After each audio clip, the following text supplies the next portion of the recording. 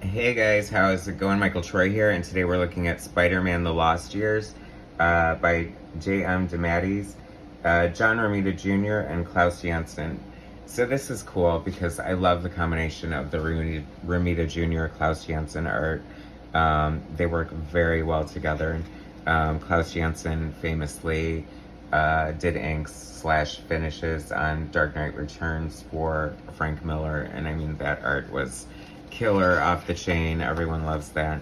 So I think that Romita Jr. and him are definitely a good combination together. This is kind of a weird book. It's like Spider-Man: The Lost Years. I don't really know how this fits into continuity or... Okay, so what Reilly believed about himself. Is this Ben Reilly? Oh my gosh, this could be like the clone. But anyway, so it screams 90s comic. It's got this like cardstock cover. It's got like foil and stuff. So I'm just here for the art, basically. J.M. DeMatteis, writer. John Romita Jr., penciler. Klaus Janson, inker. Comicraft, letterer. Christy Shield, colorist. She's a famous industry veteran. Danny Fingereth, editor. But this is 1995, so God knows, I feel like if this is a clone, Spider-Man clone tie-in, and just like the 90s were kind of a mess, you know, all of Marvel's top artists left and they were scrambling. I mean, I don't even really remember what Marvel Select was. Maybe it was just because this is, you know, high quality. It's got the shiny paper. It's funny because back in the day, comics came on crappy newsprint, so it was like super exciting when they started doing better quality books on shiny paper. But you sure did pay for it, and we're still paying for it because comics are freaking expensive. I don't know how kids collect them. No wonder why it's a bunch of middle-aged old men who are like the fan base. I mean, God knows if I were collecting, you know, you can buy one comic a week, unless your allowance is like $100 or something, but who wants to waste all of that money on comics? But let's get back into the art. This is so cool. I mean, Klaus Janson just brings so much to the table. So much to the table. He's such an amazing artist. Just all this texture and all this brushwork and all this just... I don't know. He's just not afraid to slap ink down on the page, and he does such cool effects with rain and just lighting and all kinds of different patterns and textures. And like I said, I love the way he does his shadowing and just like really elevates Romita Jr.'s art. You know, I liked Romita Jr. on Spider-Man. I think I had a couple issues that he drew. And then when he took over the X-Men, especially following Paul Smith, I really hated his art. I don't think, in retrospect, I think Dan Green did a good job inking him, but I don't think it was like this. It sort of didn't really elevate the art as much as someone like Klaus Janson does. Because for the most part, I mean, Romita Jr.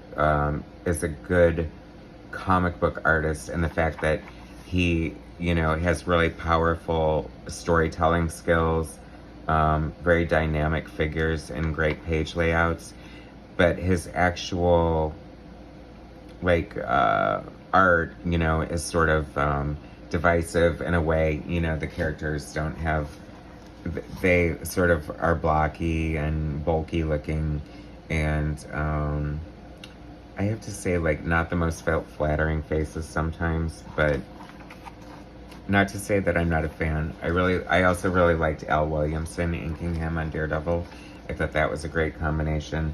So we've had some killer J.R. Jr. art over the years, and it's funny because it seems so different from his father. You know, his father did, I feel like his father started out doing like romance, and he famously made like Peter Parker very handsome and turned him into more of a heartthrob looking, you know, as he got out of high school in the awkward years, I think.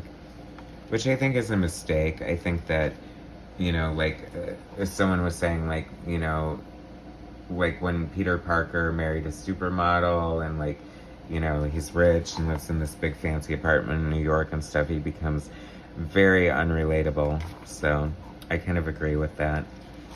I kind of think that's what you know, there's a certain comfort in reading the exploits of someone who's a bigger loser than even you are. there's comfort in that. Anyway, so this is really cool though. I'm loving this art. I think it's great. Like it is like looking like computer colors, but it's not like overdone like a lot of the 90s color art where it was like way too heavily rendered and just like way too much airbrush and stuff. But I am digging this, especially someone like Romita Jr. who has a nice open kind of style. So it definitely is kind of, this is giving me Sin City vibes right there in a good way. That is kind of too. Interesting. Miller, Romita Jr., Janson. I guess they're kind of cut from the same cloth, and I really do like their art together.